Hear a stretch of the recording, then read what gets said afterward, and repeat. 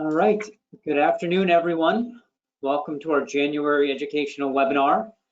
Thank you for joining us during your lunch hour. We are grateful to have you here. Couple housekeeping items before we start. For those of you who have to leave this webinar early or know colleagues that wanted to attend and could not, this webinar will be recorded and will be shared in the coming days. So today we are very excited to have Sharon Carson of JP Morgan joining us. Sharon is an executive director and retirement strategist on the JP Morgan Asset Management Retirement Insight Strategy team. That's a tongue twister. She has over 20 years of experience in financial services industry with a focus on retirement during the past 15 years in various roles spanning from strategic planning, innovation, and program management. Today, we're excited to have her speak about the principles of successful retirement.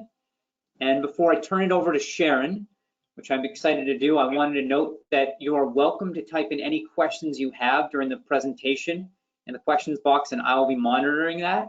And if we see a lot of questions, we'll stop and answer those. So without further ado, I'll turn it over to you, Sharon. Thank you so much. It's really my pleasure to be here. So let's go ahead and take a look at our next page, and it'll tell us what our agenda is for today.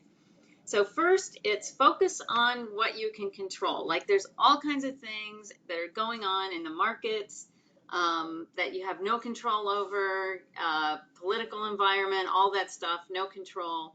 But you do actually have a lot of control over how much you save, how much you spend, and how much you invest. So we'll cover that, and then create your retirement plan, save early and often, be tax diversified, and understand loss aversion and stay invested. Because we know that when the markets go down, it can actually physically hurt sometimes. It really, but you know, staying steady through that is a good idea for a couple of reasons, and we'll cover those too.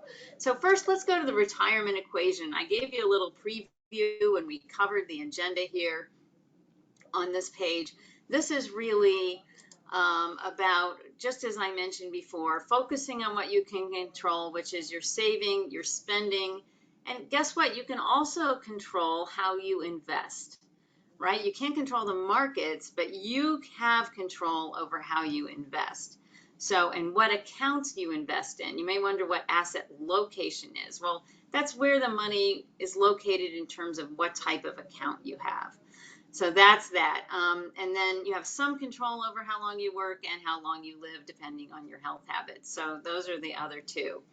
We're going to keep touching on focusing on what you can control throughout the presentation. So it's a nice way to set the stage here.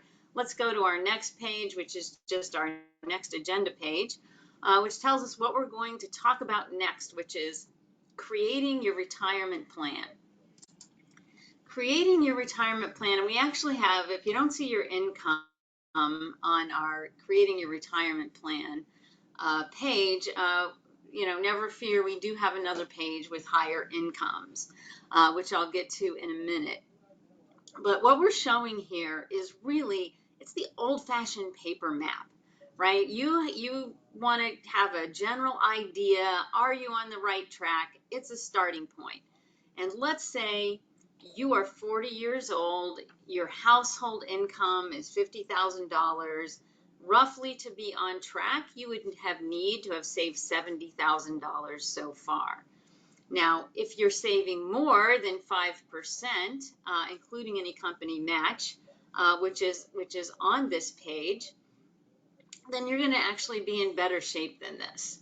You know, you wouldn't need to have 70,000, right? And you see even in the lower left corner, right? Annual savings needed to be on track. It's not that you don't need to save in that case. It's just that you may not actually even need to save less than 5%. Maybe you need to save 3 or 4%, but you still need to save going forward, even at that lower income levels. To basically what we're looking to do here is to replace your current income or your current, you know, accounting in the fact that you're going to get Social Security and things like that. So that's what we're looking at here. It's a similar lifestyle, I should say, not your current income, because you won't have to save for retirement anymore, and you may not have to pay payroll taxes and things like that are taken into account. So this is a rough idea, though. That's why we didn't do the math for you, although we're thinking of changing that in our next version. But we didn't want you to make you think it was super exact. It's a good idea to get a personalized plan. Let's take a look at our next page, which is for our higher earners. We could only go up to $300,000 in income there, because we really don't have the data to support this chart past $300,000 in household income. But between $100,000 and $300,000, here's what you would need to have to be on track. You rate it the same way. A 40-year-old, your multiplier there for $100,000, 2.5. You need to have $250,000 to be on track. That's, you're not going to get as much Social Security. That's why the multipliers are different by different incomes, for one thing. And here we're assuming if you make over $100,000, you can save 10%. So we have a different savings assumption here. If you've got a different savings assumption, getting that into an online calculator or a conversation with a financial professional who can do a plan for you, that can be really, really helpful. Okay, and then let's take a look at I'll stop, pause, see if there's any questions before I go on that. Sharon, I have a quick question. Maybe some other people are thinking this is, speaking of retirement lifestyle and your current lifestyle, in your experience, do you find that people continue to spend the same amount, let's just say when they're in their 40s, a household, compare once they get to retirement? Yeah, so our research shows actually a spending curve, that a lot of households will, decrease their spending in retirement a little bit. And actually, our replacement rates kind of take into account a small decrease. It does vary by income level. We find higher income people will actually reduce their spending more than lower income people. We think, healthcare, you got to factor in inflation, is one of the highest inflating goods. A bigger part of the budget is healthcare for lower income people. Maybe more renters at lower incomes and things like that. Your rent is still subject to inflation, whereas if you own your own home, your property taxes might go up, but you have a little bit better hedge for inflation if you got in at a lower interest rate, or you've paid off that mortgage. So we do actually factor that in, and that is a fantastic question. Thank you. Awesome, great. And then Joanne had a question, but she got the answer. She asked, is this based on gross or adjusted? But you have that in the slide, so perfect. We'll keep going. Okay. Yep. Okay, so save early and often. I think we can go ahead right to our slide here. What we're seeing is, somebody who just starts at 3% and stays at 3%. Certainly, they're better off than doing nothing, right? So they end up in, that's the blue at the bottom. Not so bad. Now we're going to jump to the top, which is that purple. You can see you have over twice as much, right? If you start at 3 and then you increase each year, you bump up your contribution by 1%, how much more you get. It's that benefit of that compounding over time. Really, really helps you if you just keep getting that escalation as you go. And if your employer doesn't offer sort of an option to auto escalate you, you can always do it yourself. When you get the raise, go in, and make the adjustment. So you can take that action. And you can see the green, which is the person who escalated slowly from 3%. It's not the purple. The purple did 10% the whole time, right? But the green and purple aren't that far apart. So the person who, just increases gradually, because let's say for whatever reason, maybe they have student loans or they're trying to buy a house or whatever, they can't necessarily do 10% to begin with, but by the end of their career, they're able to do that, or you're able to do that. So this is a way to say, hey, if you can get started, get the benefit of compounding, get that rolling. So that's the save early part. then, you know, increase over time, you're going to really end up in a great place, and you're going to end up almost as good as if you started with 10%. So that's, and we are assuming you're going to get some salary increases along the way too. So this is a really good reminder to save early and often right there. The other part of saving is spending. And we find that toxic effects of loans and withdrawals, taking money out of your 401k plan, can be really detrimental. And you know, so we can, yeah, so you move to that, you can move to the next page, and you'll see here, we had a couple loans when we get to this next page, and we do have one withdrawal. So the top is like your trajectory, the purple is without the loans and withdrawals, and the gray is like almost is a quarter less. That's with the loans and withdrawals. And what we're assuming is here was when you take the loan, that you do not do any other contributions other than repay the loan. So that's what we're assuming. We have run this chart where you not only repay the loan, but you keep contributing to the plan. You keep that contribution going, you get that employer match. In addition to paying back the loan, it's much less detrimental.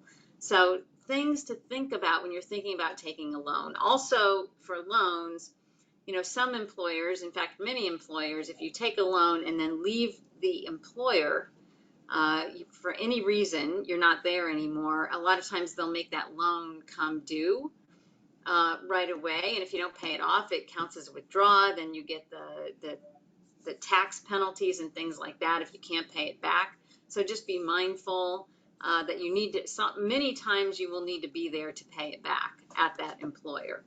So how do you avoid, right, this situation and having to dip into your 401k? You know, just how do you avoid that? Let's take a look at the next page. I think this will really help us. This is prioritizing your long-term savings on the next page. One, have an emergency reserve. If you have an emergency reserve, right, you could eliminate a lot of the reasons for loans a lot of times, right? Because, you know, our research shows it's these spending spikes, and a lot of times the spending spikes are for healthcare or necessities. So if you've got that emergency reserve fund, you won't have to take that loan. Next, HSA, which is a health savings account. It's qualified. You can save actually for retirement in a health savings account and pay your healthcare expenses in retirement if you're able to do that. You might need to use it to pay your healthcare expenses now. Nothing wrong with that, but it's a great benefit if you can actually save the money for retirement. Super tax efficient. We'll talk about that more later.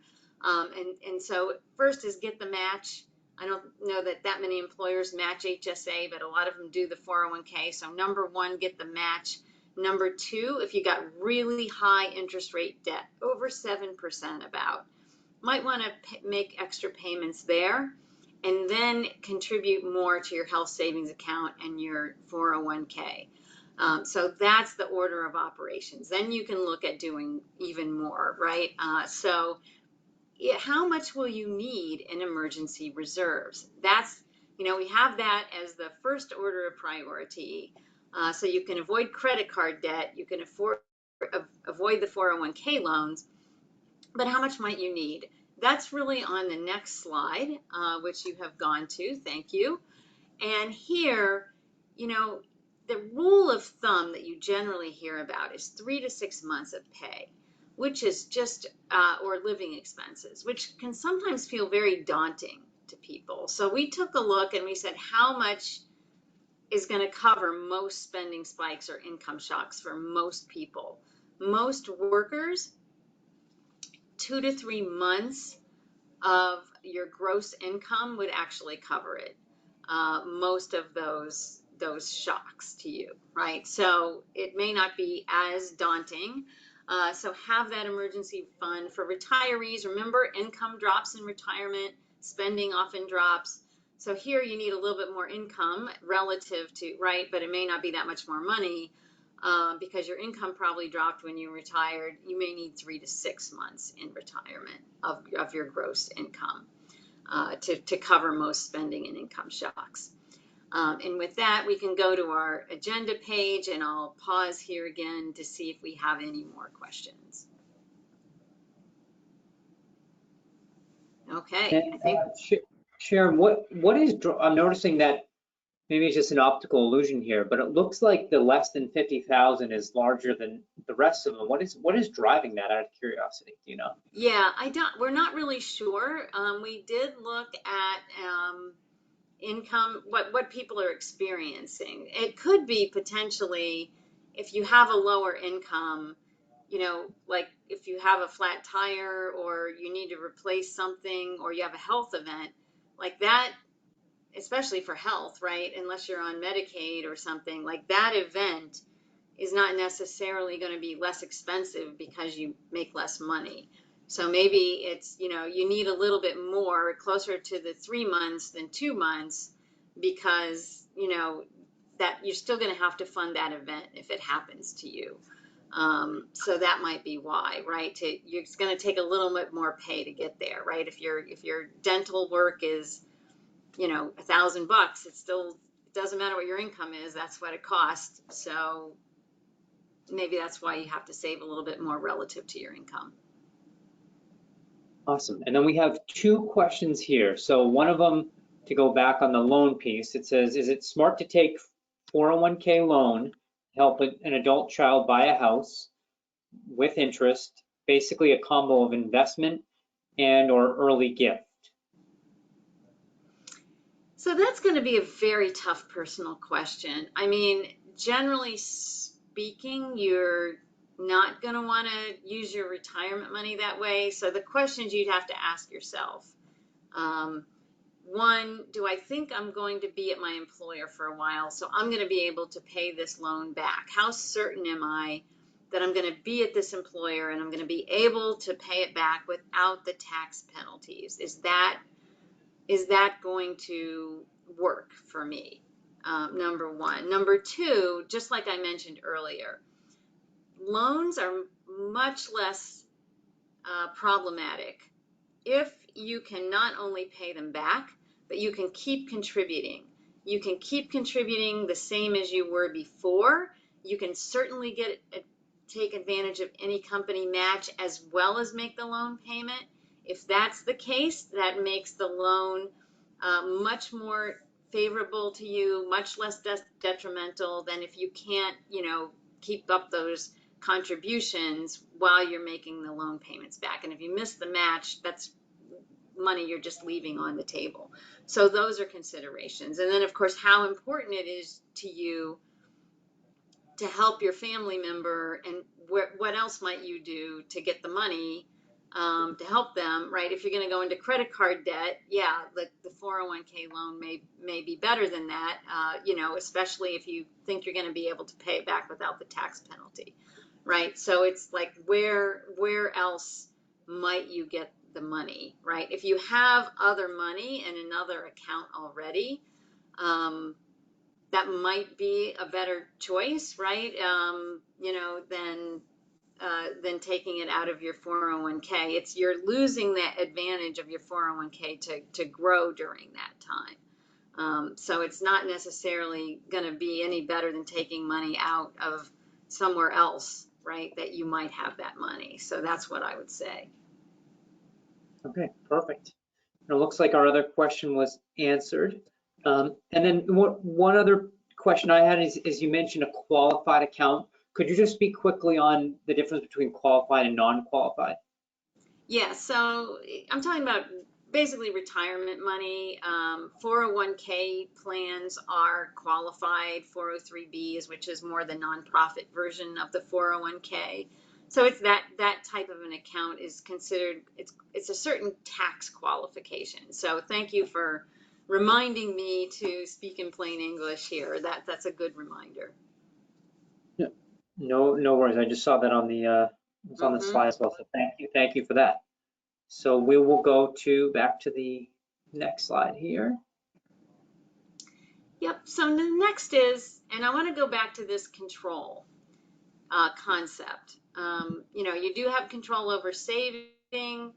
You also, I mentioned, have control over where you are putting your money, into what type of account, right? You can't control tax rates.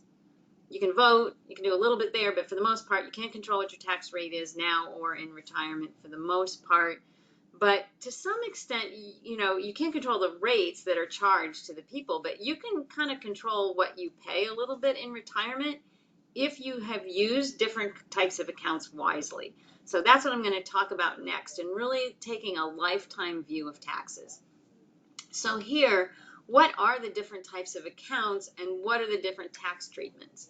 Well, Uncle Sam usually wants to get their money up front, or they want to take it on the back end in the tax. One way they're going to get you one way or the other usually. There is an exception to that, and I already mentioned this type of account. It's on the bottom of this chart.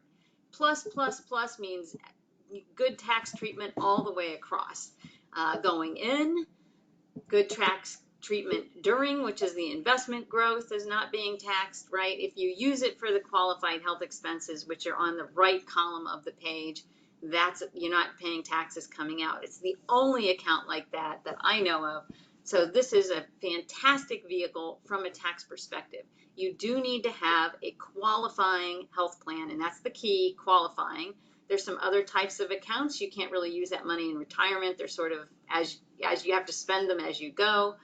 But these qualified high deductible plans that can be paired with this is really fantastic for spending for your health care while you're working and for your health care expenses in retirement in a very tax advantaged way.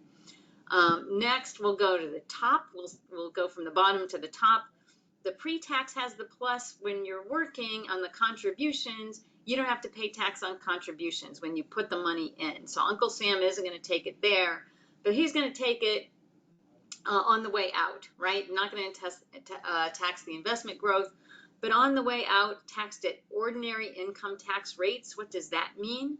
That means they're going to tax it the same as if you earned it by working. So you're in retirement, you take $30,000 out of your 401k, Uncle Sam is going to say, hey, it's just like you earned $30,000.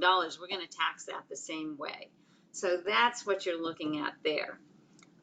So it's a great vehicle if your taxes are higher when you're working than they are in retirement, which for a lot of people will be the case.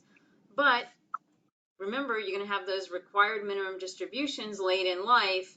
And if all your money is in pre-tax, right, you're going to have to take more money out to pay the taxes on that. That's why we like to say have a mix. You have more control over taxes in retirement.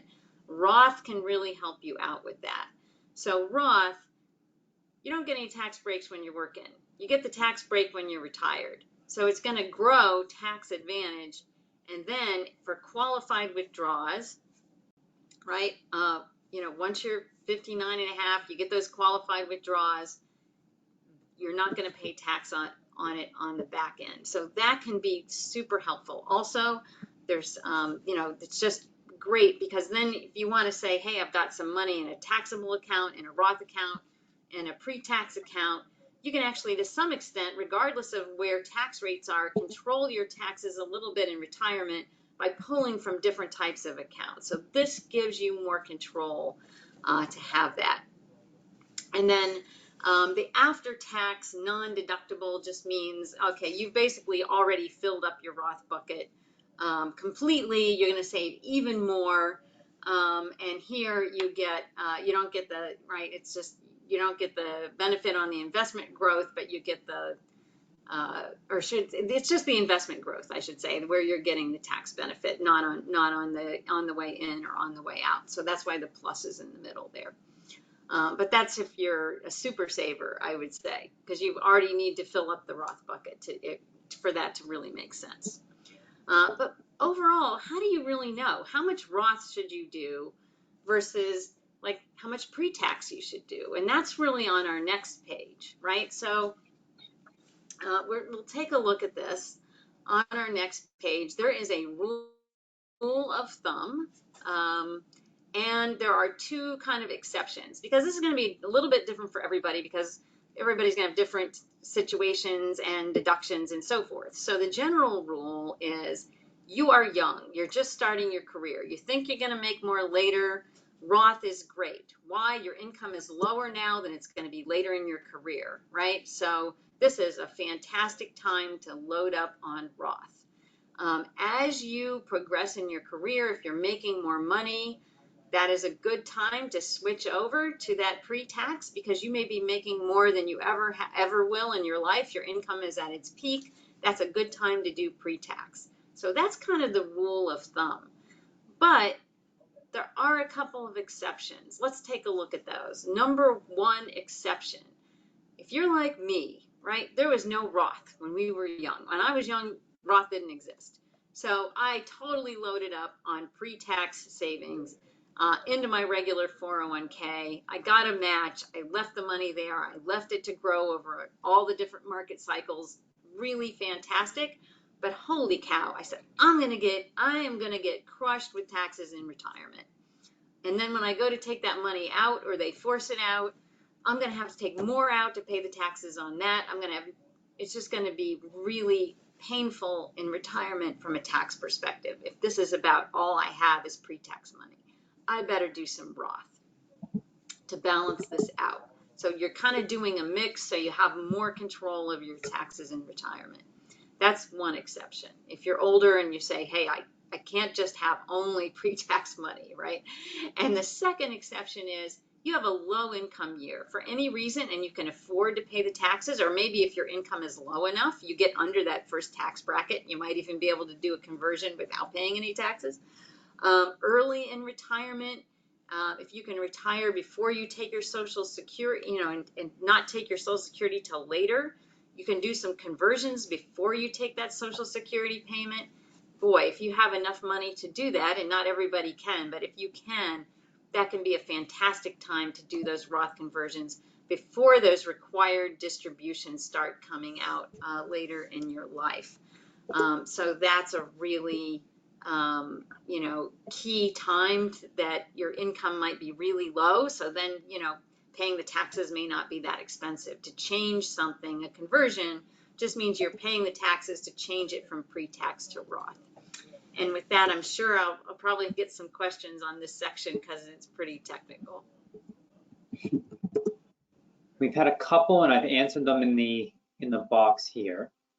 Okay. One of the things I'm curious around is, we hear many of our participants ask the question about, they've heard that they should put Roth money in when they're starting their career, but they say if they put in money pre-tax, it's going to allow them to have more money in their paycheck each month. And right. that will allow them to save money to buy a home in the short term.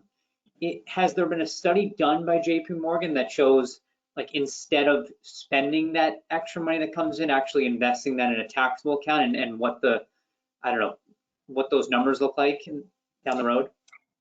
I mean, that's going to be highly variable on that situation. I don't think we've looked at that specifically. So certainly I will say this, for sure, if the only way that you can afford to save in the 401k is to do it pre-tax, do it pre-tax, right? Like, if that's the way you can afford to do it, and if that's the way you can afford to get the match, do it. So that's one, which is a little bit different question than, hey, I need to save for a house too.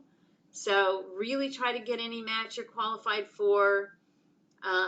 Our chart is prioritizing retirement savings. It's not prioritizing all your goal savings. So you are going to have to balance that, right? So, after you get that match and you have your emergency fund, you want to put something into a taxable account to help save for a house or another goal. I think that is completely valid, right? So then maybe you start to split it a little bit, right? You can, like, okay, maybe I can do a little bit more.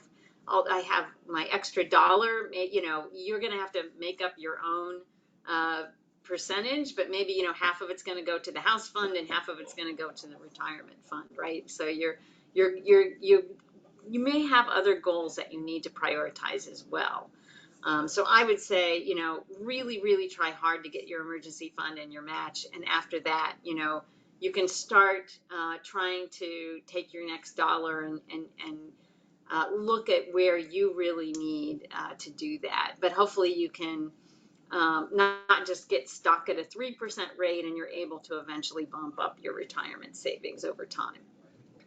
Kind of going back to our first question.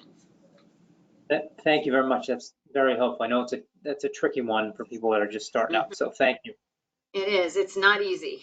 So. But it sounds like just having the exposure to Roth money is very important. So we can keep going. At least to some extent, right? I would say, you know, you don't want to you want to get under 80% pre-tax money, generally speaking.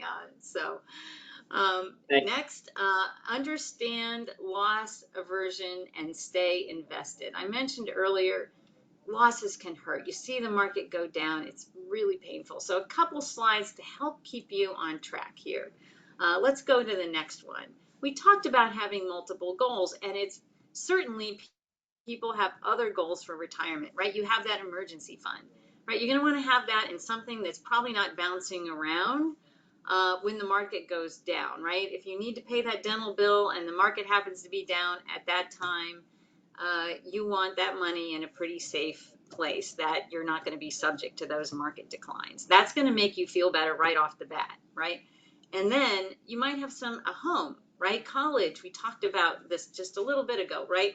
You can take a little more risk depending on how far away it is. The further away, the more risk you can take. We didn't put exactly because there's no hard and fast rule. This is going to be something, you know, if you have a financial professional to help you with your situation, you can talk about.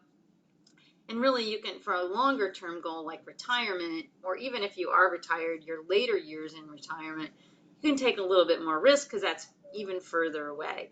And over time, what the bottom chart is showing you is, hey, the market, at least since 1950, tends to be pretty up and down over the short term, but once you get to the long term, you really are rewarded by taking that risk.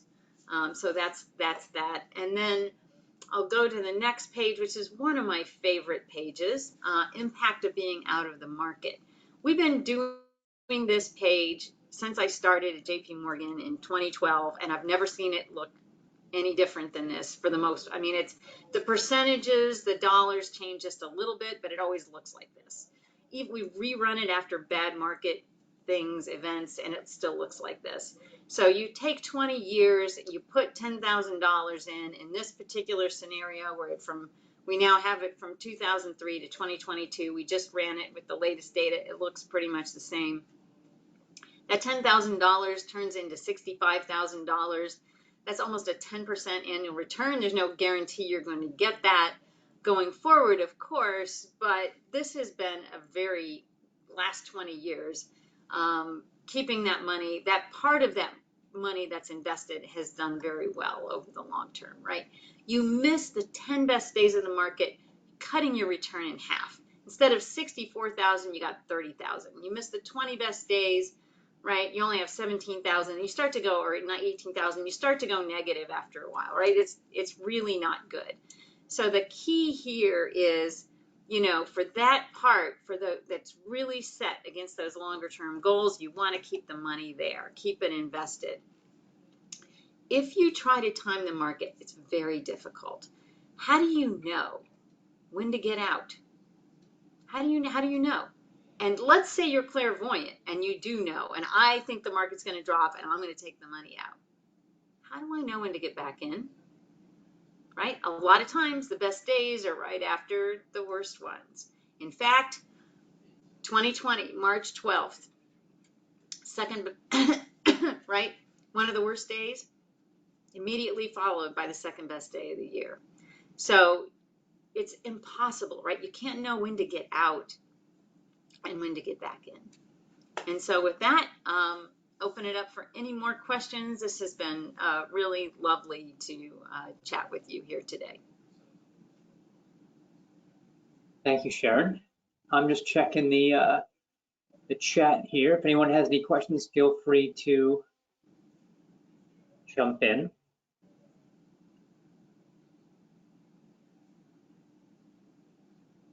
One of the things is, as we continue to wait here for some questions, is on a few slides back, Sharon spoke to continuing to increase the money that goes into your 401k, and not just, one was it's set at 3% and there was a 10% somewhere in the middle. On a lot of the plans that we manage, you have the ability to increase an auto increase. So make sure you're checking to see if your plan can make an auto increase each year. It's much easier than have that happen than you to say, you know what, I'm going to do that this year. Sometimes that automation is very helpful and challenges you to do that. So just some food for thought for those of you who are on this call. Absolutely agree. Well, one question we have here: how do you decide what type of financial advisor planner you need? It is confusing. Yeah, I don't know if you have an answer to that. I mean, I'll give some initial thoughts. Is you probably want to interview a couple of people and make sure that they understand your goals and what the money is for. I think that's really key, and that they will do a financial plan for you. I think that those things are really important. So, you know, if they are only talking to you about the latest stock tip, you know, as you can see from our last page on, you know, days in and out of the markets here, which is already up, you know, keeping you invested for your goals, and even the page before that, right? There's a big element of planning to this that can make a huge difference in what type of account you're invested in. So these types of things can actually make just as much of a difference, in my opinion, than what stock you're invested in. So focusing on these planning aspects in your, you know, if they address that during the interview, I think that is a very good sign, and I'll see if you have anything to add to that. Yeah, I think the first thing that comes to mind is working with a team that is obligated to work in your best interest. I think that's one that's super important, so finding that out. Number two, not everyone is right for you. So not everyone goes to the same doctor. Not everyone has the same, maybe they go to a therapist or something like that. Make sure you're interviewing and feeling that you're getting a good vibe from that person. So don't just go to the first person that your cousin told you to go to. Talk to a few different, because everyone takes a different approach. There are some people that will just tell you exactly how it is in the planning. Maybe they'll go into the weeds and they'll really tell you some of the details. Make sure you not only tell the advisor what you're looking for, and making sure they come back to you and tell you that that's something I can do, but find out exactly how they like to best communicate with their clients. And look, there's things online right now. There's robo advisors, and they will.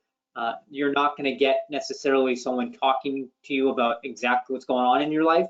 You might be able to get exact numbers on maybe I need to save X, but making sure that you are. My biggest advice is having the interviews and talking to a few different people and having someone that's working in your best interest. So Joanne, I hope that's helpful. We had someone also, Carl, called out catch up, making sure you're doing the catch up limits. That's a good call out. So for anyone who's over 50, make sure you're looking into what those catch up limits are. Question here, for a 60-year-old, what is the ideal split between traditional IRA and Roth IRA? Yeah, so that's going to really depend on a few things. One is, you know, in your career, because that's not too far off from my age, right? And when I looked at it, I saved so much into my 401k when I was young. And like I said, there was no Roth, right? So I think, you know, I've been trying to get that percentage to be a little bit different and not have it, you know, once it starts to get over 80% in pre-tax of the money that you have saved, that's a pretty high percentage of your money, particularly if you don't have much in regular brokerage accounts either, right? So, you know, it feels like to me, this is really going to depend. What's your tax picture going to look like in retirement? Do you think it's going to be a lot less?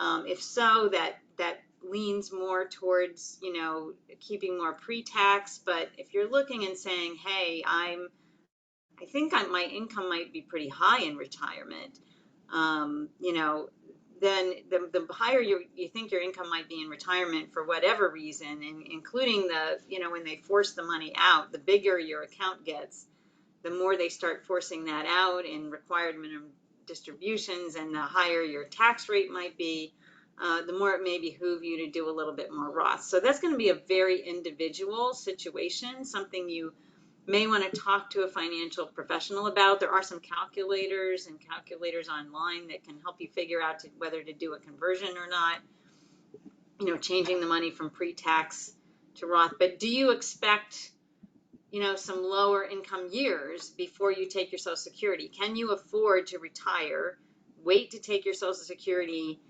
and have some low income years before you get their Social Security? If so, maybe you don't have to, you can, if you're in a really high tax bracket today, you can go ahead and do a little bit more pre-tax and do those conversions before you take your Social Security. If not, you're like, no, I'm going to need my Social Security as soon as I retire.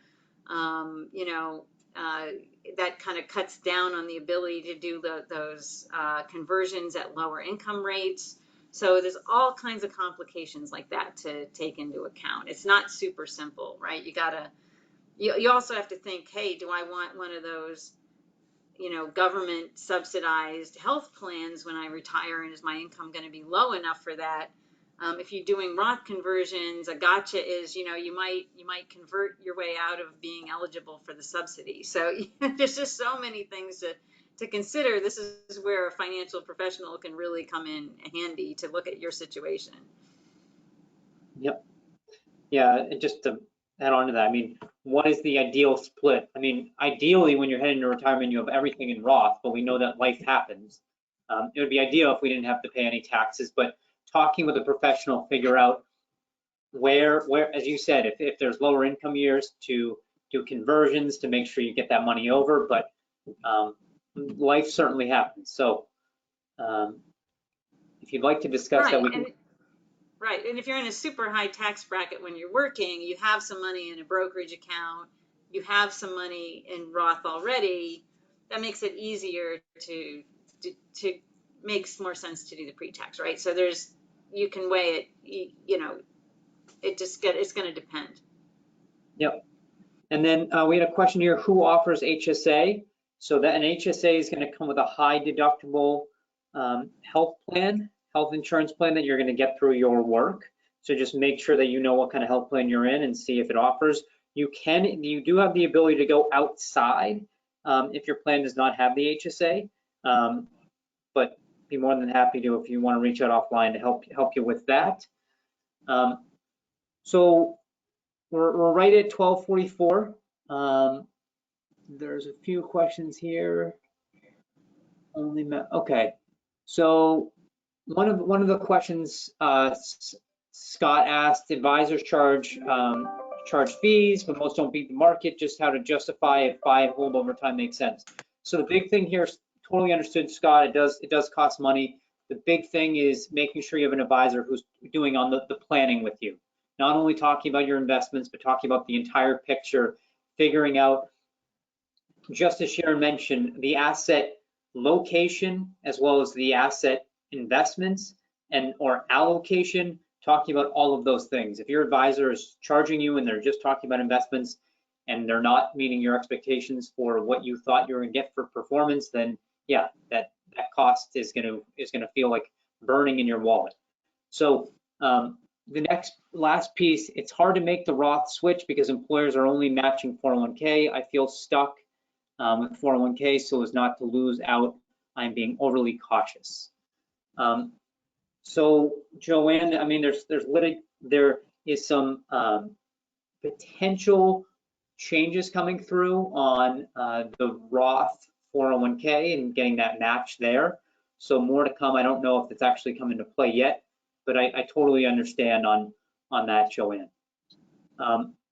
And whether plans will eventually be able to switch over that is something that's going to be options for company, hopefully in the future. So with that, we're going to end here. If anyone has any other questions, feel free to reach out. Happy to talk to people one-on-one. But again, thank you for taking your time during lunch. It was a pleasure having you all. And have a great rest of your day and have a great 2024. We'll see you in the next February webinar. Thank you, Sharon, so much for being here. Thank you. Take care, everyone.